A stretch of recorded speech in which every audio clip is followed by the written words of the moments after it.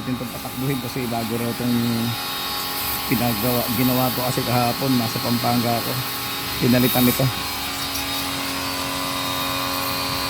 buo 1.8 ginayot ko dyan 1,000 watts daw yan kasi yung nasira 800 watts. So titignan natin kung malakas yung arangkada nito. Dalawang motor niyan, ito yung isang motor, yun yung pangalawang motor kasi yung nasira dati ito yung wire nya sumadsad ako sa gutter na balatan. Kaya susubukan natin kung talagang malakas siya sa 1,000 watts. Iikot natin siya.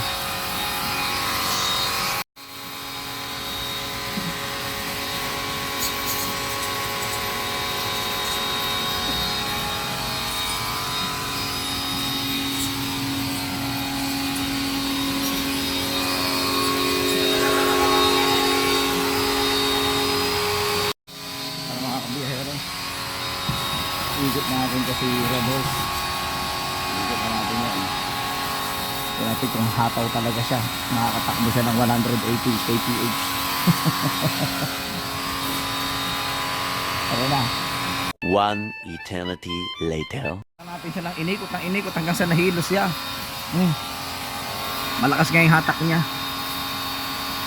Sa ahonan. Doon sa matarik yun na ahon eh. Yakang yaka. Mas maganda pa siya kaysa doon sa una niyang motor kasi ito kasi 1,000 watts yung dati nakakabit siya dati doon na nasunog yung sensor ginagawa kasi sumabit sa gutter yun eh, nabalatan yung mga wire, so nagdikit-dikit 800 watts lang yun. Sabi ko doon sa mekaniko, pag nagawa mo yan wag mo nang palitan, akin na to. 1,000 watts eh, diba? Maganda nga sana kung pareha siya dito sa likod ko. Itong likod ko hindi ko alam kung ilang watts to eh. Yan ang original niya na motor yan eh. Original stock niya yan. Kasi dati ano lang, isang hub lang yan. Isang motor lang. Ngayon, dalawa na. Yun, 1,000 watts. Ito, hindi ko alam kung ilang watts to eh.